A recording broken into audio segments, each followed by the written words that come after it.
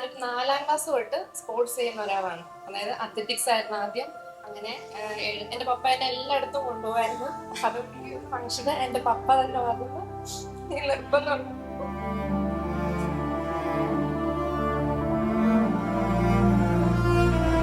അപ്പൊ അങ്ങനെ കോഴ്സ് കഴിഞ്ഞു.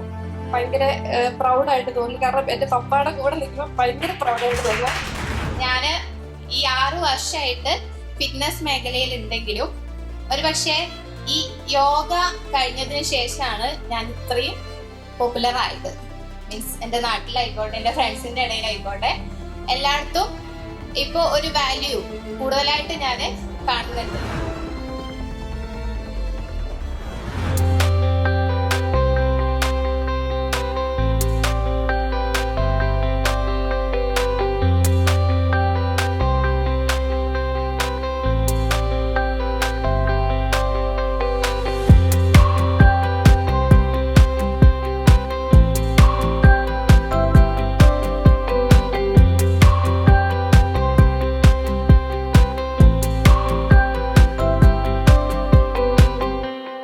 ഓൺലൈനായിട്ട് യോഗ ചെയ്യാന്ന് പറയുന്നത് കുറച്ച് ടാസ്ക് ആണെന്ന് എനിക്ക് തോന്നിയിരുന്നു. പക്ഷേ സ്റ്റാർട്ട് ചെയ്ത് കഴിഞ്ഞപ്പോൾ നമ്മളെ teachers Hema miss, Sreekumar sir, Vishnu സാറുകളുടെയൊക്കെ ക്ലാസ് കണ്ടു കഴിഞ്ഞപ്പോൾ ഐ വെരി ഹാപ്പി.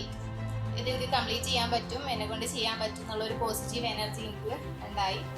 അതിൽ പറയുന്ന ഓരോന്നും കറക്റ്റായിട്ട് ചെയ്യാൻ പറ്റി. ഇപ്പോൾ ഈ കോഴ്സ് കഴിഞ്ഞ് ഇവിടെ നിൽക്കുന്നു. അറ്റ് ദ സെയിം ടൈം ഞാൻ ഈ 6 വർഷമായിട്ട് ഫിറ്റ്നസ് മേഖലയിൽ ഉണ്ടെങ്കിലും ഒരുപക്ഷെ ഈ യോഗ കഴിഞ്ഞതിന് ശേഷമാണ് ഞാൻ ഇത്രയും പോപ്പുലർ ആയത്.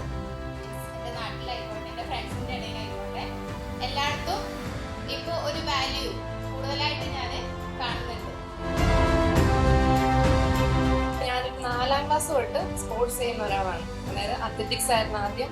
അങ്ങനെ എൻ്റെ പപ്പ എന്നെ എല്ലായിടത്തും കൊണ്ടുപോകായിരുന്നു. അതൊക്കെ ഈ ഒരു ഫംഗ്ഷന് എൻ്റെ പപ്പ തന്നെ വന്നു നിർബന്ധം.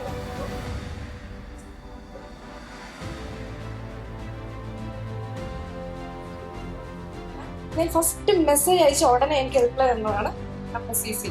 അതുകൊണ്ടാണ് ഞാൻ ഇവിടെ തന്നെ ജോയിൻ ചെയ്തത്. പക്ഷെ അതെന്റെ ഏറ്റവും ലക്കാന്ന് പറയാം. കാരണം എനിക്ക് വേറെ കോഴ്സിനെ പറ്റിയൊന്നും അറിയത്തില്ല. ഇവിടെ CCയുടെ ഈ യോഗയുടെ ഏറ്റവും ഭാഗ്യം സാറുമാരാണ്. അത്ര നന്നായിട്ടാണ് ഞങ്ങളെ പഠിപ്പിച്ചിരിക്കുന്നത്. കാരണം ഈ ഒരു 200 hours ഒന്നും അല്ല ഞങ്ങൾക്ക് ക്ലാസ് കിട്ടിയത്. ഒരുപാട് അവർ എഫോർട്ട് എടുത്തു. തിയറി പഠിച്ചു ശ്രീകുമാർ സാറ്, പറയാതിരിക്കാൻ പറ്റത്തില്ല.